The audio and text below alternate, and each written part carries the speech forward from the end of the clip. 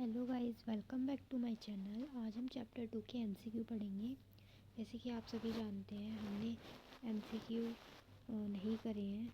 First chapter तो इतना important नहीं है, लेकिन हमने सेकंड चैप्टर के जो एमसीक्यू हैं वो इम्पोर्टेंट है, वो पेपर में पूछे जाएंगे।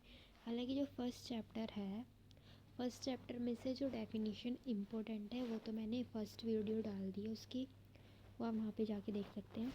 और सेकंड के भी पार्ट 1 भी आ गया, पार्ट 2 भी, और पार्ट 3 क्वेश्चन इम्पोर्टेंट क्वेश्चन का आएगा। और आज है ये एमसीक्यू की वीडियो। एमसीक्यू के बारे में पढ़ेंगे। जैसे कि पहला हमारा है, फर्स्ट हमारा है, जनसांख्यिकी का अध्ययन समाजशास्त्र के लिए अत्यंत महत्वपूर्ण है। वस्तुतः समाजशास्त्र के उद्भव और एक अलग अकेडमिक विषय के रूप में इसकी स्थापना का श्रेय बहुत कुछ जनसांख्यिकी को ही दिया जाता है। मतलब कि श्रेय जो होता है, जो इसकी स्थापना हुई थी अकेडमिक विषय के रूप में, तो उसका जो श्रेय है जनसांख्यिकी को ही दिया जाता है। जैसे कि जनसांख्यिकी का डेस्क सुव्यवस्थित अध्ययन है। पहला है हमारा सांख्यिकी, दूसरा है जनसांख्यिकी, सी है हमारा समाजशास्त्र और डी है हमारा अकेडमिक। तो आपको पता है हमने फर्स्ट में जो पढ़ा था वो क्या था। फर्स्ट में हमने जनसांख्यिकी का मतलब पढ़ा था। जनसांख्यिकी का अर्थ क्या होता है, डेमोग्राफी। ठीक है, तो इसका आंसर क्या हो जाएगा, थर्ड। इसका आंसर हो जाएगा सेकेंड। इसका आंसर क्या हो जाएगा, सेकेंड। अब हम बात करते हैं क्वेश्चन 2 की अपनी, कि इस दर का अर्थ है कि बच्चे पैदा कर सकने की आयु जो आमतौर पर 15 से 49 वर्ष की मानी जाती है, 1000 स्त्रियों की इकाई के पीछे जीवित जन्मे बच्चों की संख्या, इस दर को कहा जाता है। जब हमने शुरू में ही पढ़ा था कि जो 15 से 49 वर्ष की मानी जाती है, जब 1000 स्त्री के पीछे जब बच्चे जीवित यानी कि जन्म लेते हैं, तो उसको कहा जाता है प्रजनन दर। क्या कहा जाता है, प्रजनन दर कहा जाता है। थर्ड है हमारा, राष्ट्रीय आपातकाल की अवधि में परिवार नियोजन के कार्यक्रम को गहरा धक्का लगा। राष्ट्रीय आपातकाल की अवधि जो है वो हमने नहीं पढ़ी है, लेकिन वो भी, इसकी भी एक शॉर्ट वीडियो आ जाएगी कि आपातकाल हमने क्या होता है और कब से कब तक उसकी जो अवधि थी लगा था, तो उसमें सारा डिटेल में पता चल जाएगा। तो वन क्वेश्चन में तो यही है कि राष्ट्रीय आपातकाल की अवधि 1975 से 77 के बीच में थी। कम से कम 2 साल तक इसकी राष्ट्रीय आपातकाल की अवधि थी, आपातकाल जब लगा था। अब क्वेश्चन पूछते हैं, सही विकल्प चुनिए। सही विकल्प में क्या होता है, जनसंख्या वृद्धि। सही मतलब कि इसमें सही बताना करेक्ट कौन सा है। जनसंख्या वृद्धि का सिद्धांत किसके द्वारा घड़ाया गया है। हालांकि ये वाला क्वेश्चन मैंने आपको शॉर्ट में समझा दिया है कि माल्थस का जो सिद्धांत है उसने क्या बताया है। उसने 2 बताए थे, 2 जनसंख्या और खाद्य सामग्री के बारे में। तो जनसंख्या उसने पूछ लिया जनसंख्या वृद्धि का सिद्धांत किसके द्वारा गढ़ा गया है। तो पहला कौन सा है, माल्थस। बी है हमारा कार्ल मार्क्स, और सी है हमारा मैक्स वेबर, और डी है हमारा M.N. श्रीनिवास। तो पहला कौन सा हमारा, माल्थस, क्योंकि माल्थस ने ही जनसंख्या के बारे में बताया है, माल्थस। ठीक है, बात करते हैं भारत में जनगणना वर्ष से शुरू हुई थी। भारत में जनगणना कब से स्टार्ट हुई थी, ये तो हमने जनगणना के बारे में पढ़ा है। स्टार्ट हो गई थी ये 1881 से। 1881 से स्टार्ट हो गई थी भारत में जनगणना, और जो उसके आगे की जनगणना की डिटेल है वो मैंने आगे वीडियो में बताया है। अब चलते हैं 6th क्वेश्चन पे। 6th क्वेश्चन में क्या है,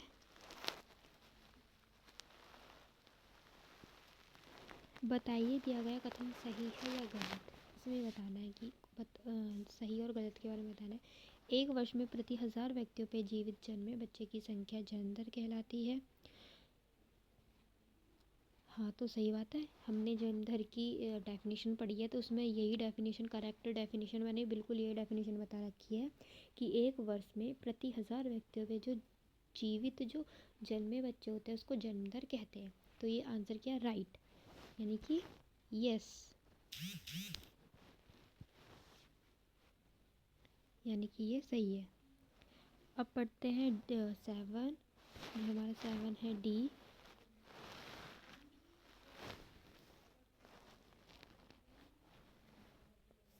सेवन में है पराश्रित अनुपात कार्यशील वर्ग के साथ आश्रित वर्ग का अनुपात।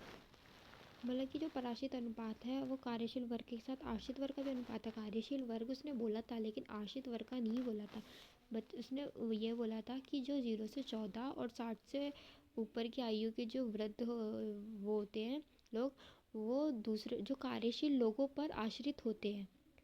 तो ये जो स्टेटमेंट है ये गलत दी गई है। दिए गए कथनों को ठीक करें, मतलब कि ये राइट रॉन्ग, ये गलत है। अब स्टेटमेंट के बारे में पढ़ते हैं कि कौन सा स्टेटमेंट सही है और कौन सा गलत है। राष्ट्रीय परिवार नियोजन कार्यक्रम का नाम बदलकर राष्ट्रीय परिवार सहायता कार्यक्रम कर दिया गया, तो जो कि गलत है। इसका स्टेटमेंट मतलब कि इसको बदलकर राष्ट्रीय परिवार कल्याण कार्यक्रम कर दिया गया था।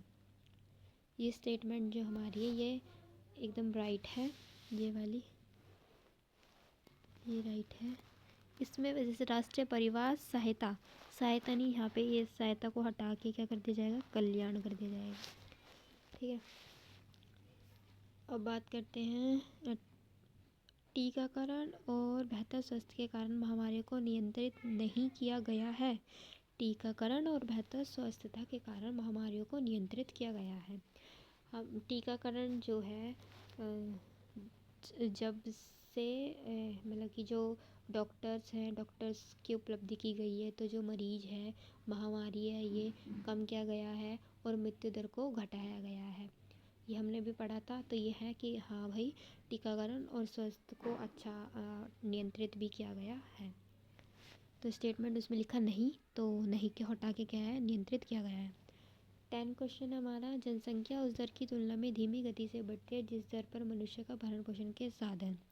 जनसंख्या उस दर की तुलना में तेज गति से बढ़ती है जिस दर पर मनुष्य के भरण पोषण के साधन होते हैं। धीमी गति से नहीं, तेज गति से बढ़ती है। क्या धीमी गति से नहीं, धीमी से नहीं, तेज गति से बढ़ती है। ठीक है। अब बात करते हैं 11 क्वेश्चन की। भारत पहला देश है जिसने डेक्स में अपनी जनसंख्या नीति की घोषणा की थी। तो कब की थी? 1952 में करी थी। कब करी थी? 6 ऑप्शन है इसका। 1952 में करी थी। देखो ये रहा। अब करते हैं जो हमारा 12 क्वेश्चन है, जबरन नसबंदी कब और किसकी सरकार के काल में हुई थी? तो हुई थी ये आपातकाल और कांग्रेस की जब सरकार चल रही थी, जब और जब आपातकाल लग रहा था तब। जनसंख्या के अंतर्गत निम्नलिखित पहलुओं पर अध्ययन किया गया है। तो क्या अध्ययन किया गया है? जनसंख्या आकार में परिवर्तन, जन्म मृत्यु दर, प्रवास और स्त्री पुरुष तथा अन्य आयु वर्ग के लोगों का अनुपात और उपयुक्त सभी। तो राइट क्या है इसमें? हमने उसके बारे में पढ़ा है, जन्म और मृत्यु दर, प्रवास, जनसंख्या आकार और स्त्री पुरुष आयु, ये सब हमने पढ़ा। तो इसका आंसर क्या होगा? डी, उपयुक्त सभी। 4th क्वेश्चन है हमारा, जनसंख्या के दो प्रकार कौन से हैं? जनसंख्या के दो प्रकार कौन से हैं? हमने पढ़ा भी था। पहला होता है हमारा आकारिक, हमने पढ़ा था। ठीक है, आकारिक। और दूसरा कौन सा होता है हमारा? आकारिक और सामाजिक। कौन सा होता है? सामाजिक, याद हो तो। ठीक है, जैसे कि ये वाला क्वेश्चन है आकारिक और कौन सा है? ए बी, अकाई बी, बी है हमारा करेक्ट ऑप्शन। अब 15, भारत में जनगणना का प्रयास सबसे पहले किसने किया था? कब हुआ था? अंग्रेजों के शासनकाल में हुआ था, जब उसने भारत पे कब्जा कर रखा था, यानी कि ऑप्शन बी। जनसंख्या वृद्धि के 3 बुनियादी, क्योंकि जनगणना का प्रयास पहले किसने किया था? अंग्रेजों ने इसलिए किया था क्योंकि उन्होंने भारत पे कब्जा कर रखा था, और जनगणना की स्टार्ट अमेरिका के द्वारा हुई थी 1881 में, और वो नियमित रूप से चली आ रही है। फिर जो पहली जनगणना हुई थी वो 1951 में हुई थी, और जो दूसरी थी वो 2011 में हुई थी। जनसंख्या वृद्धि के 3 बुनियादी चरण के सिद्धांत पे बताए गए हैं। अब हमने 3 चरण वाला जो इम्पोर्टेंट क्वेश्चन है ये भी मैंने शॉर्ट क्वेश्चन में बता दिया है कि 3 चरण बताए गए थे और वो कौन कौन से चरण थे और वो चरण किसके द्वारा बताया गया है, इसमें ये बताना है।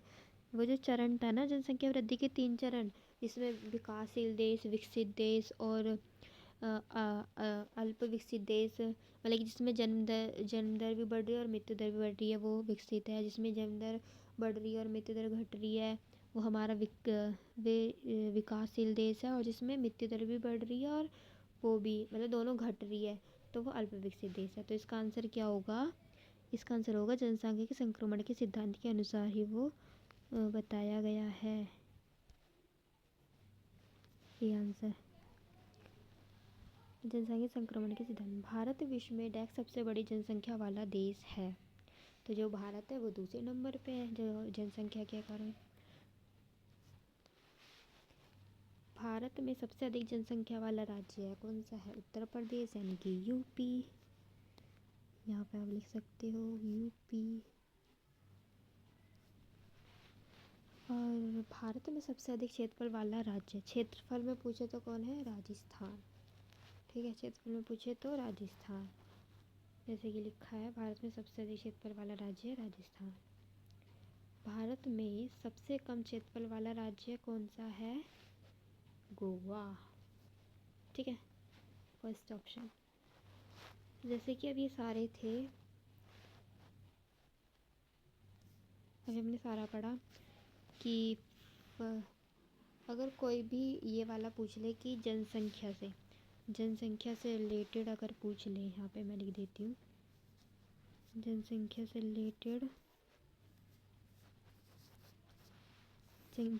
रिलेटेड भारत है दूसरे नंबर पे। ठीक है, भारत है जनसंख्या से रिलेटेड, भारत दूसरे नंबर पे। और जो हमारा उत्तर प्रदेश है, उत्तर प्रदेश इसमें अधिक जनसंख्या रहती है। जनसंख्या के अगर पूछ ले जनसंख्या के बारे में दूसरे नंबर पे कौन सा, तो भारत। और उत्तर प्रदेश में मतलब कि इसमें अधिक जनसंख्या रहती है। बात आए जैसे कि क्षेत्रफल पे, बात आए क्षेत्रफल पे, तो क्षेत्रफल में कौन सा राज्य है, राजस्थान। ठीक है, राजस्थान है हमारा। और बात आए कि क्षेत्रफल का जो राज्य है, सबसे कम क्षेत्रफल वाला राज्य कौन सा है, यह है कम क्षेत्रफल वाला। पूछे कम क्षेत्रफल वाला है हमारा गोवा। ठीक है, क्योंकि यहाँ पे कम जनसंख्या है। और मैंने जनगणना के बारे में बताया था, मातृ मृत्यु दर में कहाँ कौन से राज्य में होती है, और सबसे छोटा राज्य कौन सा है सिक्किम, और सबसे ज़्यादा बड़ा राज्य कौन सा है, ये सारा मैंने शॉर्ट वीडियो में बना रखा है। तो आज की वीडियो हमारी यहीं समाप्त होती है। अगर आपको समझ में आए तो thank you so much. Next video में हम कोई जो इम्पोर्टेंट क्वेश्चन है वो करेंगे। ओके।